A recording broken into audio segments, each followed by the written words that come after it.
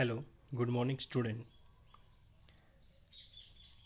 आज के इस लेक्चर में हम स्टडी करेंगे ह्यूमन रेस्पिरेटरी सिस्टम।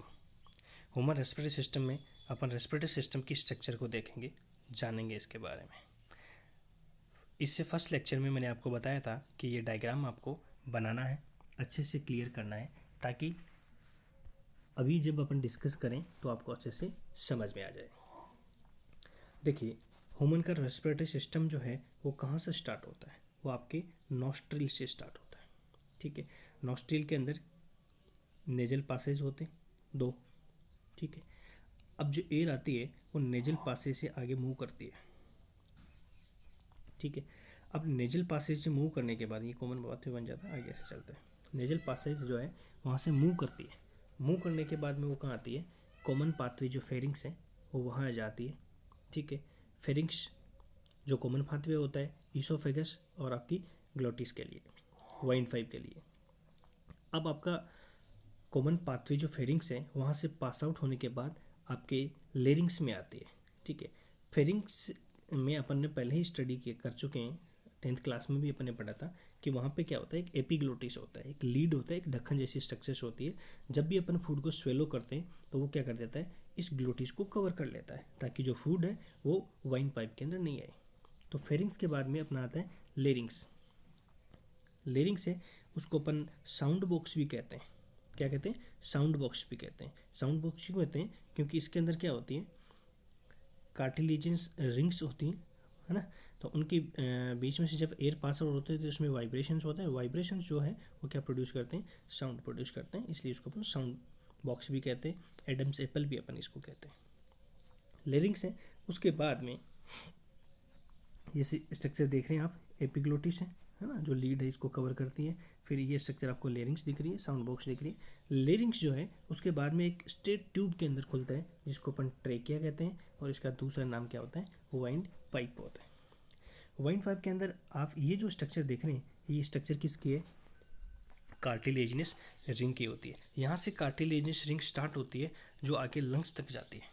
ठीक है, अब ये जो ट्रेकिया है ये थोरेसिक कैविटी के अंदर होती है, चैम्बर के अंदर कैविटी के अंदर होती है। फिर यहाँ से इसमें क्या होती है, ये ब्रांचिंग स्टार्ट हो जाती है। दो लंग्स होते हैं, लेफ्ट में और राइट में। लेफ्ट और राइट में जब लंग्स के अंदर ये जाती हैं तो सबसे पहले अपन इसको ब्रोंकाई के नाम से जानेंगे। यानी फर्स्ट जो डिवीजन होगा वो किसका होगा? ब्रोंकाई का होगा।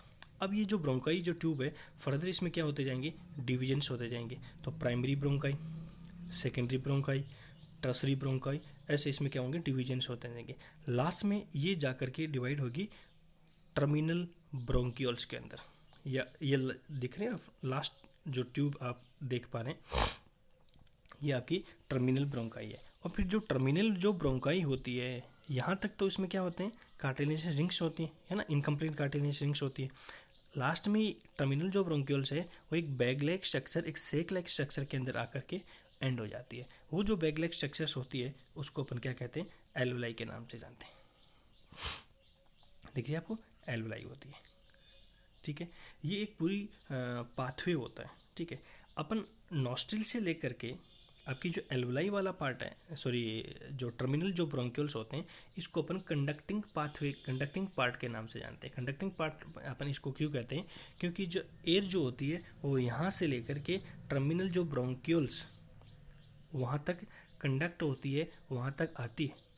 यहाँ पे कोई एक्सचेंज नहीं होता है, सिर्फ ये लाने का काम करती है, ले जाने का काम करती है, इसलिए इस पार्ट को अपन कंडक्टिंग पार्ट के नाम से जानते हैं। लेकिन एल्वुलाई और उसकी जो असेसरी जो डक्ट होती है, एल्वुलाई जो दिख रही है ना आपको, ये एल्वुलाई और उसकी जो असेसरी डक्ट होती है, इसको अपन क्या कहते हैं? इसको अपन एक्सचेंज पार्ट कहते हैं। एक्चुअल में यहाँ पे एक्सचेंज होगा गैसेस का, क्योंकि एल्वुलाई है वो क्लोजली कॉन्टैक्ट में रहती है ब्लड वेसल्स के साथ में। किसके साथ में रहती हैं? ब्लड वेसल्स के साथ में कॉन्टैक्ट में रहती हैं। तो ब्लड वेसल्स, ये अपनी ब्लड वेसल्स होगी, मान लीजिए ये आपकी एल्वुलाई होगी।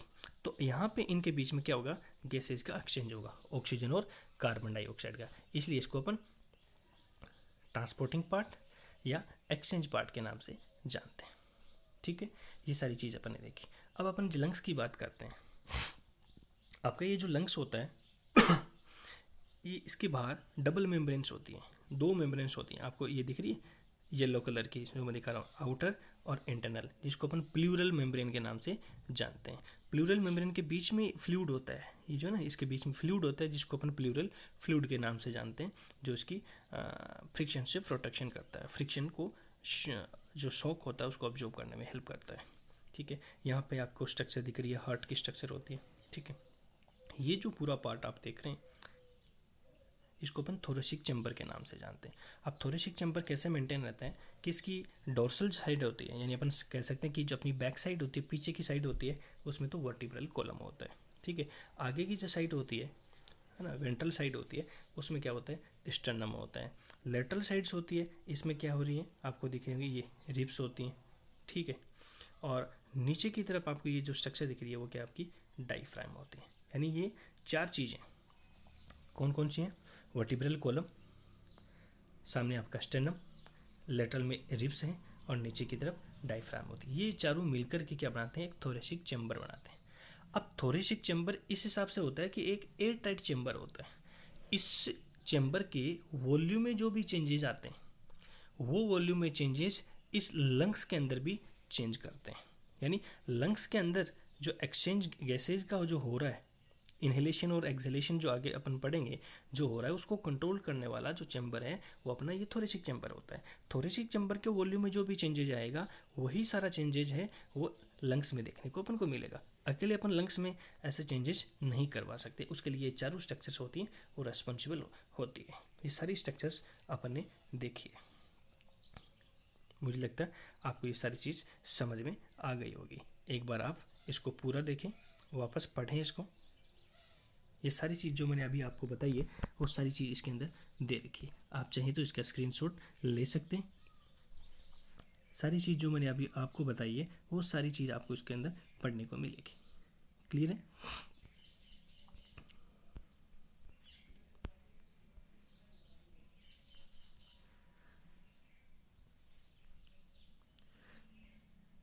ये चेम्बर वाली बात है, डोम से डायफ्राम वगैरह कंट्रोल करते हैं। अब लास्ट पॉइंट अपन इसके अंदर देखते हैं। Respiration involves the following steps. Respiration में क्या क्या स्टेप्स आती हैं, ब्रीदिंग और पल्मोनरी वेंटिलेशन। ब्रीदिंग होती है यानी पल्मोनरी वेंटिलेशन, पल्मोनरी जो वर्ड है वो किसके लिए है जी, लंग्स के लिए। ठीक है, by which atmospheric air is drawn in and CO2 rich alveolar air is release out. यानी ब्रीदिंग के अंदर क्या होता है, ऑक्सीजन अंदर आती है और कार्बन डाइऑक्साइड बाहर चली जाती है। इसी को अपन पल्मोनरी वेंटिलेशन के नाम से जानते हैं। तो दूसरा वर्ड भी एग्जाम में यूज किया जा सकता है, what do mean by pulmonary ventilation. तो पल्मोनरी वेंटिलेशन का मीनिंग सिंपल ब्रीदिंग से ही होती है, जिसमें इनहेलेशन और एक्सहेलेशन होता है। इंस्पिरेशन एक्सपिरेशन भी वर्ड यूज करते हैं अपन। सेकेंड, डिफ्यूजन ऑफ गैसेस, यानी जो एक्सचेंज जो ऑक्सीजन थी वो अंदर आ गई, कार्बन डाइऑक्साइड बाहर निकल गई। लेकिन सेकंड जो स्टेज आती है उसके अंदर क्या होता है, O2 और जो CO2 है अक्रॉस एल्वोलर मेम्ब्रेन, एल्वोलाई तक आ गई। एल्वोलाई आने के बाद जो ब्लड वेसल्स है ना, इसके साथ में क्या होगा, इनका एक्सचेंज होगा। फर्स्ट स्टेप में इंस्पिरेशन एक्सपिरेशन हो गया। सेकंड स्टेप में क्या होगा, डिफ्यूजन होगा। डिफ्यूजन होगा गैसेज का, ऑक्सीजन का और CO2 का। डिफ्यूजन होकर ब्लड जो गैसेज थी वो कहाँ आ गई, ब्लड में आ गई। तो ब्लड क्या करेगा, इसको ट्रांसपोर्ट करेगा। तो थर्ड स्टेप में क्या आ जाएगा, transportation of gases by blood. Blood इसको कैसे ट्रांसपोर्ट करेगा, ट्रांसपोर्ट करने के बाद मान लीजिए ये आपका सेल है या फिर जो टिश्यू है, इस टिश्यू के पास ये ब्लड लेकर के आ गया।